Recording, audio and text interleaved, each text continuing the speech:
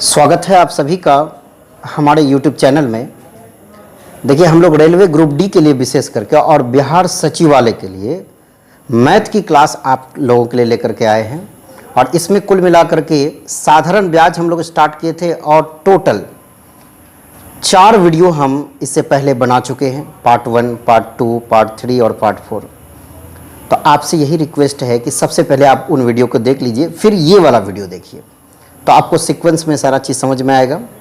और इस जो 4 वीडियो है उनका जो लिंक है वो डिस्क्रिप्शन में है, या फिर आप जो है कि प्लेलिस्ट भी सर्च कर सकते हैं, प्लेलिस्ट भी इनका बना हुआ है, वहाँ से भी वीडियो देख सकते हैं। चलिए हम लोग स्टार्ट करते हैं। आज काफ़ी खास होने वाला है आज की क्लास, क्योंकि साधारण ब्याज में जो किस्त वाला प्रश्न है वो किस प्रकार पूछे जाते हैं या कैसा होता है वो प्रश्न, आज हम लोग उसी को सीखने वाले हैं कि किस्त वाला प्रश्न साधारण ब्याज में यदि रहेगा हम लोग कैसे बनाएंगे। आइए एक सवाल हम लोग लेते हैं, पहले इसको समझते हैं आखिर ये है क्या। कहा कि साधारण ब्याज की 4% वार्षिक दर से 4 वर्ष बाद दे 848 रुपये के ऋण के निपटाने हेतु तो कितना वार्षिक भुगतान करना पड़ेगा। मतलब ये है कि हमसे ये पूछा कि टोटल कर्जा हमारे पास 848 है और हमें उसे भुगतान करना है, लेकिन हम चाह रहे हैं कि हर साल बराबर किस्तों में भुगतान करें। यानी अगर इस साल हमने 500 दिया तो अगले साल भी 500, इसी प्रकार के बराबर किस्तों में देना है। तो जब भी साधारण ब्याज में किस्त वाला प्रश्न आएगा तो हम लोग कैसे बनाएं। यानी हमसे बोला कि प्रत्येक किस्त का मान क्या होगा और 4 किस्तों में से भुगतान करना है। तो ऐसा प्रश्न जब भी आ जाएगा आप सीखिएगा। एक सवाल हम आपको बहुत आराम से बता रहे हैं, इनके बाद तो खुद आपके अंदर में रफ्तार आ जाएगा, लेकिन एक सवाल को सीखिएगा, ध्यान दीजिएगा। हमसे पूछा प्रत्येक किस्त का मान क्या, तो हम लोग मान लेंगे कि प्रत्येक किस्त का मान है 100। आपको 100 ही मानना है, यानी हर किस्त आपको 100 भुगतान करना है। तो हमें कितना किस्त भुगतान करना है? 4 किस्त। समझिएगा ध्यान से। तो ये हो गया हमारा पहला किस्त 100 का, फिर दूसरा किस्त हो गया 100 का, ये तीसरा किस्त हो गया 100 और ये चौथा किस्त। यानी हम मानेंगे कि चारों किस्त हमारा 100 का है। तो होता क्या है कि किस्त देंगे तो किस्त के साथ साथ ब्याज भी देना पड़ेगा। तो वो देखिए कैसे हम लोग निकालते हैं। जैसे कि जिसमें से अगर हम इस किस्त की बात करें, पहला किस्त, उस पर ब्याज नहीं लगता है, मतलब इस पर ब्याज आपका 0 लगेगा। ध्यान दीजिएगा, पहला किस्त को आप 0 मानिएगा। ये वाला जो आप किस्त देख रहे हैं इसमें 1 साल का ब्याज लगेगा। 4% रेट है, 1 साल का ब्याज आपका 4 हो जाएगा। उसके बाद इसमें पहला साल का ब्याज 0, उसके बाद यहाँ 1 साल का, फिर यहाँ 2 साल का ब्याज होगा। और 2 साल का ब्याज कितना होगा? तो 4 गुना 2 यानी 8 होगा। अब यहाँ पर आपका 3 साल का ब्याज यानी 4 गुना 3। यानी फाइनली आपको क्या करना है, ध्यान दीजिएगा, आपको सिर्फ बैठा देना है कि रेट 4% है तो पहला में 0 बैठाइए, अगला वाला में 4, फिर 4 का दुगुना, अब फिर 4 का तिगुना। जैसे 5% रेट होता है तो पहले 5 बैठाइए, इसमें तो 0, उसके बाद 5, उसके बाद 10, उसके बाद 15। अगर मान लो 10% रेट होगा तो यहाँ 10 बैठाएंगे, ये तो 0 ही रहेगा, 10, 20 और ये आपका 30 हो जाएगा, क्योंकि सबका जो किस्त है हमने 100 मान लिया है। आप ध्यान दीजिएगा, अगर हमारे पास ये किस्त में 100 करके 4 किस्त है तो हो जाएगा 100, 200, 300 और 400। तो 400 ये और साथ ही साथ इसको जोड़िए तो 12, 8, 20, अब 20 4 कितना? 24। तो 400 प्लस 24 कितना हो गया? 424। इसी को आपको जोड़ देना, ये तो 400 जोड़ना आसान है, इनको जोड़िए 12, 8, 20, 4, 24। यानी कुल जो देय राशि हमारा होगा यहाँ से 400 प्लस 24 होगा, यानी 424। लेकिन कुल भुगतान यहाँ कितना है? 848। तो कुल देय राशि का तुलना कुल देय राशि से आप करेंगे, यानी ये होगा आपका 400 अब प्लस 24 यानी 424। अगर आपको किस्त निकालना है तो किस्त से गुना, यानी एक किस्त चाहिए तो एक किस्त से गुना, यानी प्रत्येक किस्त तो बराबर है, तो किस्त आपका तो 100 माने हैं तो 100 से गुना। इसको कटा दीजिएगा तो ये आपका 2 बार में कटेगा, यानी आंसर होगा 200 रुपया। यानी प्रत्येक किस्त का मान हो जाएगा 200। तो आप समझिएगा ध्यान से यहाँ कि इसमें क्या है कि यदि आपका ये किस्त है और ये ब्याज है, सबको जोड़ेंगे तो देय राशि आ जाएगा। तो 1 किस्त, 2 किस्त, 3 किस्त, 4 किस्त, 400 रुपये। और यहाँ देखिए इसमें तो 0 ब्याज, इसमें 4, इसमें 8, इसमें 12, क्योंकि इसमें पहला साल का ब्याज 0 लेते हैं। ये 2 साल का हो गया तो यानी इसमें 1 साल का ब्याज आएगा, इसमें 2 साल का और इसमें 3 साल का। यानी फर्स्ट में 0, उनके बाद 1 साल, उनके बाद 2 साल, उनके बाद 3 साल। यानी आपको सीक्वेंस में लिखना है कि पहला वाला में 0 बैठाएंगे, उसके वाला में ये 4 बैठाएंगे, अगला वाला में 4 का 2 गुना बैठा दिए और उसके अगले वाला में 4 का 3 गुना। और रेट अगर 5 रहेगा तो 5 बैठाइए, फिर 5 का 2 गुना 10 और फिर 5 का 3 गुना 15। तो बस यही करना है। उसके बाद इन सब को जोड़ देना है तो ये देय राशि निकल जाएगा, यानी 400 प्लस ये 24 यानी 424, और देय राशि आपका 848 है। 848 का तुलना 424 से, आपको किस्त निकालना है तो 100 से गुना, तो हमारा किस्त आ गया 200। यानी इसको लिखने में आपको जो समय लग जाए, तो मेरे ख्याल से ज़्यादा समय नहीं लगेगा। तो हमें क्या करना है इसमें वो देखिएगा कि 4% रेट है, अब प्रत्येक किस्त को हमें 100 मान लेना है। तो 4 किस्तों में भुगतान करना है, क्योंकि 4 किस्त बोला है, 4 वर्ष बोला है, हर साल बराबर किस्त होना चाहिए। हमने कहा ये भी 100, ये भी 100, ये भी 100, ये भी 100। पहला वाला हम 0 लिखिएगा, उनके बाद इस 4 को डायरेक्ट लिख दीजिए, उसके बाद 4 में 2 से गुना करके, उनके बाद 4 में 3 से गुना करके, बस हो गया। उसके बाद आपका आ जाएगा कि ये टोटल हो गया 400 और ये हो गया 24, यानी 424 देय राशि, और देय राशि आपका 848 है। तो देय राशि का तुलना देय राशि से, अब किस्त निकालना है तो 100 से गुना, क्योंकि किस्त आपने 100 माना है। आंसर हो गया 200। तो इसी प्रकार सारे सवाल को हम लोग बना लेंगे।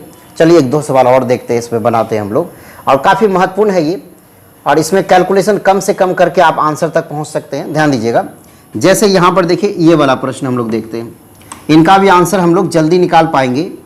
क्या कहा, 1740 रुपये टोटल है आपके पास। ये देखिए 1740 रुपये आप 5 किस्तों में इस बार भुगतान करना है, और रेट है 8% है। तो बोला कि प्रत्येक किस्त का मान क्या है, तो हमने क्या कहा कि किस्त जितना भी हो प्रत्येक किस्त को आप 100 मानिएगा। तो हम क्या करेंगे, 100 मान लेंगे। तो इस बार लेकिन 5 किस्त है, ध्यान दीजिएगा। तो हम लोग क्या करेंगे, ये पहला हो गया 100, दूसरा किस्त भी क्या हो गया 100, और तीसरा किस्त भी हो गया 100, और चौथा भी हो गया 100, और 5वां भी हो गया 100। तो हमने कहा यहाँ आप 0 लिखिएगा। उसके बाद देखिए 8 गुना 1 तो 8 होगा, 8 गुना 2 यानी 16 होगा, 8 गुना 3 यानी 24 होगा, 8 गुना 4 यानी 32 होगा। ये हो गया।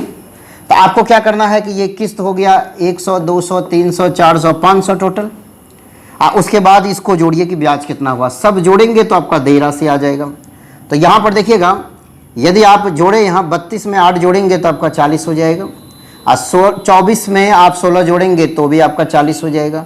तो 40 40 80 हो गया, और ये आपका 500 यानी 580 टोटल हो गया। यानी 100, 200, 300, 400, 500, और इनको जोड़िए 32, 24 और 16 और 8 जोड़िए। तो हमने क्या किया कि 32 और 8 को जोड़े तो ये 40 हो गया, 24 और 16 को जोड़े तो ये भी 40, यानी 40 40 80। तो कुल देय राशि कितना हुआ 580, लेकिन कुल देय राशि कितना है 1740। तो कुल देय राशि का तुलना कुल देय राशि से आप कीजिएगा, यानी 580 से, और आपको अगर किस्त निकालना है तो 100 से गुना हो जाएगा। तो यहाँ से प्रत्येक किस्त का मान आ जाएगा, आप कहिएगा 0 0 कट जाएगा, और इसको 3 बार में कटाइए। 3 8 24, 3 5 15, 2 17, यानी 3 गुना 100, यानी प्रत्येक किस्त का आपका मान आ गया 300। यही आंसर हो गया। यानी इस प्रकार से किस्त वाले प्रश्न हम लोग बना सकते हैं आसानी से। ध्यान दीजिएगा, हमें क्या करना है कि 5 किस्तों में भुगतान करना है, तो 5 बार 100 लिख दीजिए आप। पहला वाला 0, दूसरा वाला क्या, रेट 8 है तो 8 लिखिए। 8 में 1 से गुना करके 8 हुआ, 8 में 2 से गुना करके 16, 8 में 3 से गुना करके 24, और 8 में 4 से गुना करके 32। अब इनको जोड़िए और इनको भी जोड़िए तो ये देय राशि आ जाएगा 100, 200, 300, 400, 500, और इनको जोड़े तो हुआ 40 40 80। तो 80 प्लस 500 यानी 580। तो कुल देय राशि 1740 है, 1740 का तुलना 580 से, और निकालना है किस्त तो 100 से गुना हो जाएगा। तो आंसर हो गया इनका 300। तो इसी प्रकार किस्तों के प्रश्न को आप आसानी से हैंडल कर सकते हैं। वैसे देखिए ज़्यादा समय हमें नहीं लगा, हमने क्या किया, बस ये 5 बार लिखा, जितना समय लग जाए इसको हम लोग लिख सकते हैं 10 सेकंड में। अब उनके बाद ये लिखना है, 8 को सिर्फ बैठाना है। पहला वाला 8 में 0 गुना करके यानी 0, फिर 8 में 1 गुना करेंगे 8, फिर 8 में 2, 8 दूना 16, 8 तिया 24, फिर 8 चौके 32, और कुछ नहीं करना है। अब इसको जोड़ देना है, और कुल देय राशि का तुलना कुल देय राशि से, किस्त निकालना है तो 100 से गुना, ऑटोमेटिक आपका आ जाएगा। तो मेरे ख्याल से ये किस्त वाला प्रश्न आप आसानी से हैंडल कर सकते हैं। चलिए एक और सवाल आपके सामने बनाते हैं। तो ढेर सारा सवाल जब बनेगा तो आपको समझ में आ जाएगा कि सवाल कैसे बनाया जाता है। आइए ध्यान दीजिएगा, इस बार फिर देखते हैं क्या है प्रश्न 3 नंबर का। कहा कि 5 वर्ष बाद दे, यानी 5 साल में भुगतान करना है। इसका मतलब प्रत्येक किस्त आप 100 मानिए और 5 बार लिखिए। तो 5 बार तो है यहाँ लिखा हुआ, देखिए 100 100 100 100 करके 5 बार। अच्छा, यदि ब्याज की दर 10% हो तो प्रत्येक किस्त कितने रुपए का है? फिर वही सवाल आ गया। तो आप कहिएगा आसान है, क्योंकि 5 किस्त में भुगतान करना तो 5 बार 100। अब पहला वाला में 0 लिखिएगा और दूसरा वाला में इसी 10 को 1 से गुना करेंगे तो 10 होगा, 10 दूना यहाँ 20 होगा और 10 तिया यहाँ 30 होगा और 10 चौके यहाँ 40 होगा। यही हो गया। अब आपको क्या करना, कुल देय राशि निकालना है। तो ये 500 हो गया, इसको जोड़िए, 40 30 70, 70 10 80, 80 20 100 यानी 100 हो गया। ये आपका 100 और ये आपका 500, 500 प्लस 100 यानी 600। तो कुल देय राशि का तुलना कुल देय राशि से, कुल देय राशि आपका 3600 है। अब बाय में यहाँ पर आपका हो जाएगा 600 और निकालना है किस्त तो 100 से गुना। तो बिल्कुल आसान है, आप आसानी से कर सकते हैं, यानी आंसर हो गया 600 रुपये। यानी किस्त वाला प्रश्न यदि साधारण ब्याज में होगा तो हम लोग बना लेंगे, लेकिन यही प्रश्न क्या होता है चक्रवृद्धि में भी आता है। जब हम लोग चक्रवृद्धि पढ़ेंगे तो वहां पर इसको देखेंगे, है ना। चक्रवृद्धि में भी किस्त वाला प्रश्न होता है, साधारण में भी। तो ये आपको लैंग्वेज का ख्याल रखना कि ये किस में पूछा है। तो साधारण में पूछा है तो साधारण का ये कंसेप्ट है आपका, और चक्रवृद्धि जब हम लोग पढ़ेंगे तो वो देखेंगे, क्योंकि ये आपका साधारण ब्याज का अंतिम लेक्चर है। इनके बाद जो है हम लोग चक्रवृद्धि ब्याज ही स्टार्ट करेंगे, वो भी काफ़ी महत्वपूर्ण एग्जाम के दृष्टिकोण से। और अगर शुरू से एक तरफ से आप सारे लेक्चर को देखेंगे तो आपको साधारण ब्याज बहुत अच्छे से समझ में आएगा। क्योंकि साधारण ब्याज में क्या होता है, मूलधन निकालना, ब्याज निकालना, मिश्रधन निकालना, और उसके बाद क्या होता है, समय निकालना, दर निकालना। बस ये 5 होता है, इसके अलावा कुछ नहीं। इसके अलावा ये किस्त वाला प्रश्न, तो वो 5 सीख गए, किस्त वाला सीख गए, मतलब साधारण ब्याज के सारे प्रश्न आपसे बन जाएंगे। तो किस्त वाला प्रश्न कैसे बनाएंगे, तो जितने किस्त में भुगतान करना है तो उतना बार आप 100 लिख दीजिए। पहला वाला में 0, उनके बाद रेट देखिए, रेट आपका 10 है तो 10, उसके बाद 10 का दुगुना 20, 10 का तिगुना 30 और 10 चौके 40, 10 का दुगुना 20, 10 का तिगुना 30, 10 का चौगुना 40। अब इन सब को जोड़िए और इनको भी जोड़िए, तो ये हो गया 100 200 300 400 500, और इसको जोड़े 40 30 70, 70 20 90 10 100 यानी 100। तो टोटल देय राशि हो गया आपका 600। तो टोटल देय राशि 3600 है, 3600 का तुलना 600 से, और निकालना है किस्त तो 100 से गुना, यानी आंसर हो गया 600। तो मेरे ख्याल से अब इस टाइप के प्रश्न आप बना सकते हैं, लेकिन कुछ और सवाल आपके सामने हम बनाते हैं ताकि आपको कोई दिक्कत ना रहे। जैसे ये वाला प्रश्न देखिए, क्या हम इसको बना सकते हैं? तो बिल्कुल इसका भी आंसर हम लोग निकाल सकते हैं। ध्यान दीजिएगा, ये देखिए 4 नंबर का प्रश्न है। अब आपसे क्या कहा वो देखिए कि 944 रुपये दे ऋण को 4 समान किस्तों में भुगतान करना है। तो आप प्रत्येक किस्त को क्या मानिएगा, 100 मानिएगा। तो हम 100 मान लेते हैं, लेकिन कई बार 100 होगा यहाँ, तो 4 बार। ये पहला बार हो गया, ये दूसरा बार, ये तीसरा बार 100 और ये 4 बार 100। और उसके बाद रेट देखना है, 12 है तो पहला वाला कहिएगा कि ये तो 0 ही होगा। दूसरा वाला में 12 लिखिए, और तीसरा वाला में आप 12 को दुगुना कीजिए, यानी 12 दूना 24, और उसके बाद 12 को तिगुना, यानी 12 तिया 36, है ना। 12 कम 12, 12 दूना 24, 12 तिया 36, या 12 का पहाड़ा आप पढ़ दीजिए। लेकिन पहला वाला में 0 लिखिए, उनके बाद 12 यानी जो रेट है उनका पहाड़ा पढ़ दीजिए। 12 12, 12 दूना 24, 12 तिया 36, और रहता तो 12 चौके 48, ऐसा। तो ये हो गया आपका 400। अब इनको जोड़ा जाए, 36 में 4 जोड़िएगा 40 होगा, 40 20 60 हो गया, 60 10 70, 2 72 हो गया। तो ये हो गया आपका 400 और ये 72। तो कुल देय राशि हो गया आपका 472, लेकिन कुल देय राशि कितना है, 944। तो कुल देय राशि का तुलना कुल देय राशि से आप करेंगे, यानी यहाँ पर हो गया 472 आपका, और निकालना है किस्त तो 100 से गुना, है ना। अब इसको कटाना चाहे तो ये 2 बार में देखिए कट जाएगा, 2 दूना 4, 2 सत्ते 14, 4 दूना, ठीक है। और 2 गुना 100 करेंगे तो आपका आंसर हो जाएगा 200। ये हो गया आपका प्रत्येक किस्त का मान, यानी ऑप्शन नंबर डी इनका सही हो जाएगा। तो मेरे ख्याल से आप किस्त वाला प्रश्न में कोई दिक्कत नहीं होगा। इसी में एक और टाइप का चेंजेज होता है, आइए उसको पहले हम लोग देख लेते हैं कि ये प्रश्न कैसे बनेगा। ध्यान देना है। चलिए, ये 5 नंबर का सवाल है। अगर देखिए ये किस्त वाला प्रश्न यदि आपको समझ में आ गया तो ये 5 नंबर का सवाल आप हमें जरूर इनका आंसर बताइएगा कि क्या हो जाएगा। 4 वर्ष में 7% की दर से 2210 रुपये का देय ऋण है। अब प्रत्येक किस्त का मान क्या होगा। तो यदि आपको ये किस्त वाला प्रश्न समझ में आ गया तो इनका आंसर करके आप हमें जरूर बताइएगा कि क्या होगा। चलिए, आपके कमेंट का हमें इंतजार रहेगा कि आप इस क्वेश्चन का आंसर बताएं हमें। चलिए, ये भी बन जाएगा आपका 6 नंबर, आप भी इसे बना सकते हैं। उसके बाद देखिए आप 7 नंबर में हम लोग आते हैं, ये भी आपसे बन जाएगा। देखिए प्रत्येक किस्त का मान पूछा है। अच्छा, 8 नंबर है, ये भी आपका बन जाएगा।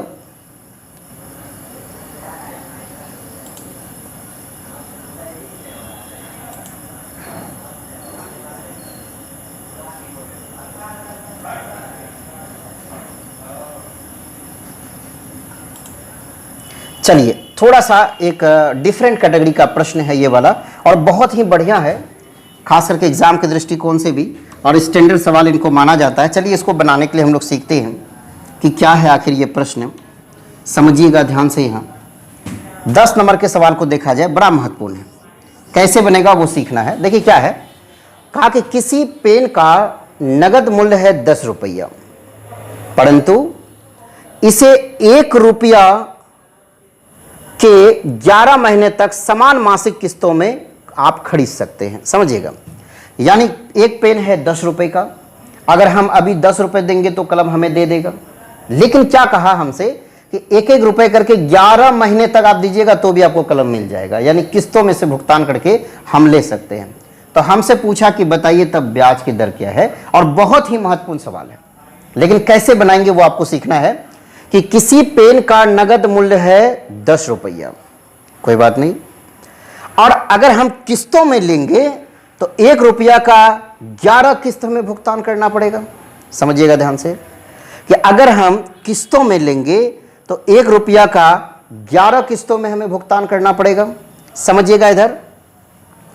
तो हमसे पूछा कि दर क्या होगा, तो दर कैसे निकालेंगे, ध्यान दीजिएगा कि जब दर आपको निकालना हो तो आप उसके लिए क्या कीजिएगा, आप लिखिएगा यहां मूलधन और यहां लिखिएगा ब्याज का अनुपात। यानी दर जब भी निकालना हो तो मूलधन और ब्याज का जरूरत पड़ जाता है हमें, तो हम ब्याज निकालेंगे और मूलधन निकालेंगे।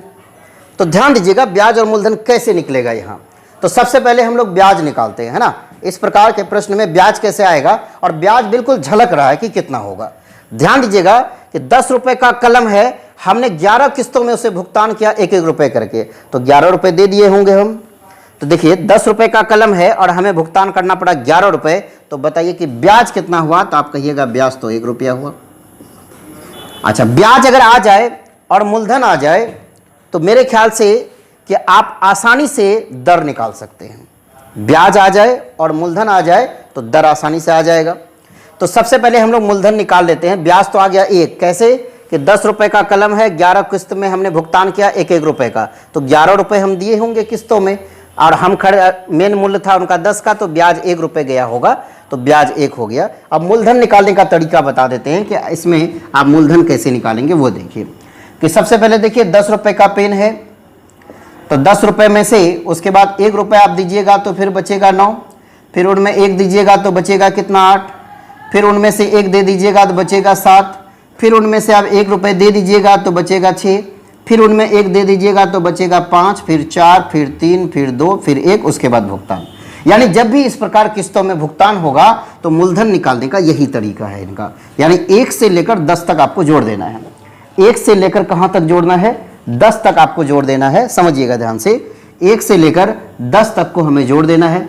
तो कैसे जोड़ेंगे वो देखिएगा ध्यान से हम, कि अगर इसको जोड़ना है तो 1 से 10 तक का फॉर्मूला होता है कि 1 से लेकर n तक जोड़ने का formula n into n plus 1/2 आप यूज कर सकते हैं।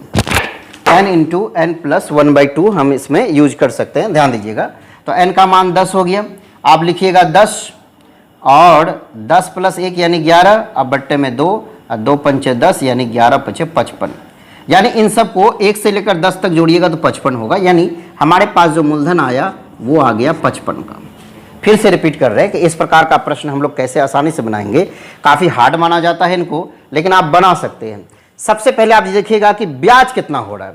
तो कलम था 10 रुपए का, लेकिन 1-1 रुपए करके 11 किस्तों में हमें भुगतान करना है। इसका मतलब कि 11 रुपए हम दे दिए, कलम तो 10 रुपए का है, तो 1 रुपए ब्याज चला गया हमारा, तो वही ब्याज हो गया। अब मूलधन कैसे निकालेंगे, तो यहां पर भुगतान हो रहा है कुछ इस प्रकार से कि 10 रुपए का कलम है, उसके बाद फिर 1 रुपए दिए तो 9 बचा, 8, 7, 6, 5, 4, 3, 2, 1, और इसको आप जोड़ लीजिएगा तो यही मूलधन कहलाता है। जोड़ने के बाद 1 से लेकर 10 तक जोड़िएगा 55 आ जाएगा, तो हमने यहाँ 55 लिखा है। लेकिन ये क्या है कि ये महीना वाला है, तो इसको वर्ष में बदलने के लिए आप इसमें किससे भाग देंगे, 12 से।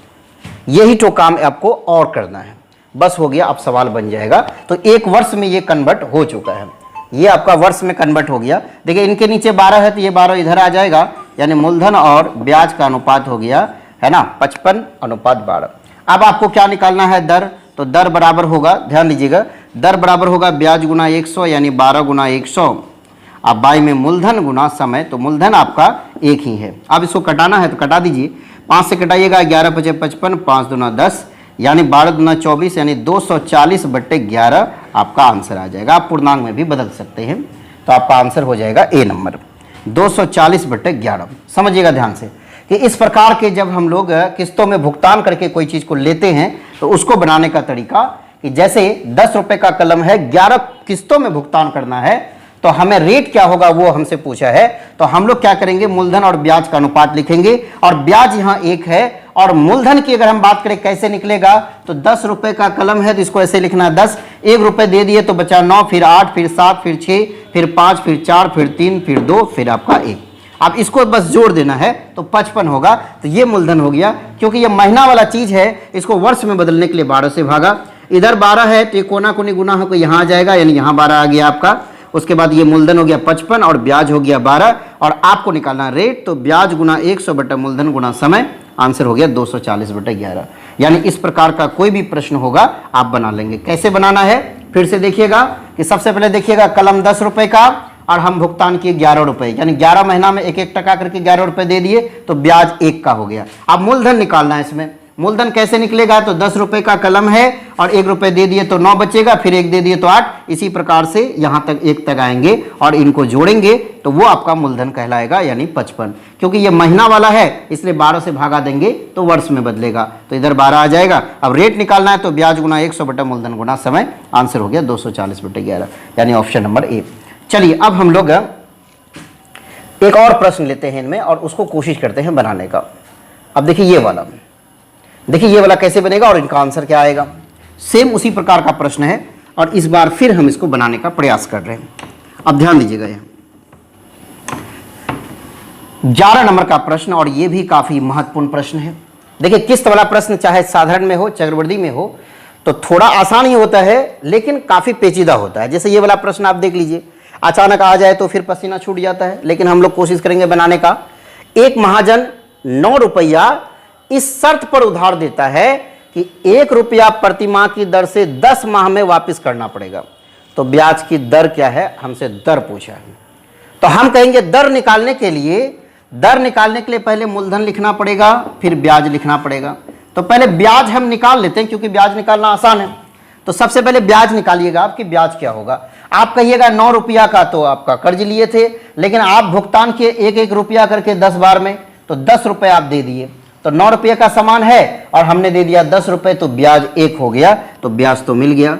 अब आपको मूलधन निकालना है, तो मूलधन क्या, हम 9 रुपये कर्ज लिए थे, 1-1 रुपये करके भुगतान कर रहे हैं, तो 9 में से 1 देंगे तो 8 बचेगा, फिर 7 बचेगा, फिर 6 बचेगा, फिर 5, फिर 4, फिर 3, फिर 2, फिर 1। अब इन सबको बस जोड़ लेना है। तो जोड़ने का तरीका 1 से लेकर 9 तक जोड़ेंगे। नेचुरल नंबर जोड़ने का formula n × n + 1/2, n × n + 1/2 इसी से जुड़ता है। n का मान 9 रखिएगा, 9 + 1 यानी 10 होगा, 10/2, 2 पंचे 10, अब 5 9 45, यानी इनको जोड़ने से 45 आ जाएगा। इनको जोड़ने से आपका 45 आ जाएगा। तो ये तो हो गया आपका मूलधन का काम कर रहा है। लेकिन ये मूलधन कैसा है, तो कहिएगा ये मूलधन तो मासिक वाला है, इसको वर्ष में बदलने के लिए बस यहाँ 12 से भाग करना है। अब ये 12 इधर आ जाएगा, तो आप कहिएगा मूलधन हमारे पास 45 है और ब्याज हमारे पास 12 है। अब यहाँ से हमें क्या निकालना है, रेट निकालना है कि इसका दर क्या होगा। तो दर बराबर ब्याज गुना 100 यानी 12 गुना 100, अब बाई में मूलधन यानी 45 और गुना समय यानी 1। अब देखिएगा ध्यान से, इसको कटा दिया जाए तो हम अगर 5 से कटाए तो 5 9 45 हो जाएगा और 5 दूना 10 यानी 20 हो जाएगा। 3 से कटाए तो 3 तिया 9 हो जाएगा, 3 चौक 12, 20 चौक 80, 80/3 होगा और 80 में आप 3 से भाग देंगे, 3 दूना 6 और 3 छक्का 18, 2 20 यानी 26.2/3% इनका आंसर हो गया। यानी इस प्रकार का कोई भी प्रश्न आएगा तो आप बना सकते हैं। सवाल बहुत ही बेहतरीन है ये। अब बनाने का तरीका उससे भी और लाजवाब है कि हम लोग ऐसे सवाल को कैसे हैंडल करेंगे, आसानी से हैंडल कर लेंगे। तो मेरे ख्याल से अगर ये किस्त वाला प्रश्न कभी भी आपके सामने आ जाए तो डरने की कोई ज़रूरत नहीं, आप आसानी से बना सकते हैं। तो ध्यान दीजिएगा, अगर मान लेते हैं कि जैसे ये है प्रश्न 12 नंबर का, आप प्रयास कीजिएगा इसको बनाने का, है ना, कोशिश करना है कि ये बन जाएगा, है ना। उसके बाद ये देखिए एक और प्रश्न है आपके पास, ये 13 नंबर का, आप इसे भी बना सकते हैं। 13 नंबर का प्रश्न है ये, 13 नंबर का प्रश्न है, देखिए इसको भी आप बना सकते हैं। चलिए इस प्रकार से जो हमारा साधारण ब्याज का सेक्शन है। अब इसी सवाल के साथ वो कंप्लीट हो गया। यानी हमने साधारण ब्याज में बहुत सारी चीज़ों को सीखा, है ना। हमने क्या सीखा कि हमने सीखा कि ब्याज कैसे निकालेंगे, हमने सीखा कि मूलधन कैसे निकालेंगे, मिश्रधन कैसे, समय कैसे निकालेंगे, दर कैसे, उनके बाद किस्त वाला प्रश्न कैसे हैंडल होगा। तो सारी चीज़ हम सीख चुके हैं। इसके बाद जो है ना सबसे महत्वपूर्ण है चक्रवृद्धि ब्याज। एक बार चक्रवृद्धि ब्याज अगर आप सीख लीजिएगा तो फिर आपको कभी दिक्कत नहीं होगा। इसलिए चक्रवृद्धि ब्याज का वीडियो का आप इंतजार कीजिए, वो बहुत जल्द आएगा और उसके एक भी क्लास को आप मिस नहीं कीजिएगा, क्योंकि वो बहुत ही महत्वपूर्ण है। और हम लोग कोशिश करेंगे इनको बिल्कुल आसान भाषा में आपको बताए। जैसे अभी किस्त वाला प्रश्न आपको हमने बताया, किस्त कैसे निकलेगा, फिर इस टाइप का प्रश्न आएगा वो कैसे बनेगा, हर चीज़ को हमने सिखा दिया है। अगर वीडियो अच्छा लगता है तो कम से कम कुछ क्वेश्चन जो छोड़ते हैं, एक भी क्वेश्चन बना करके आप कमेंट कीजिए। और इससे पहले वाला वीडियो जो है उनको देखने के लिए आप प्लेलिस्ट में जाइए या फिर इस वीडियो के डिस्क्रिप्शन में आप जाइए, वहां पर मिल जाएगा। तो सारे वीडियो साधारण ब्याज का देख लीजिए, उनके बाद तब हम लोग चक्रवृद्धि ब्याज का वीडियो लेकर के आएंगे अगली क्लास में। अच्छा, तब तक के लिए आप क्या कीजिएगा, अगर वीडियो अच्छा लगता है तो इसको तो शेयर कर दीजिएगा, और अगर आप बिल्कुल हमारे चैनल पर न्यू है तो सब्सक्राइब भी कर लीजिएगा। थैंक यू सो मच, मिलते हैं अगली वीडियो में।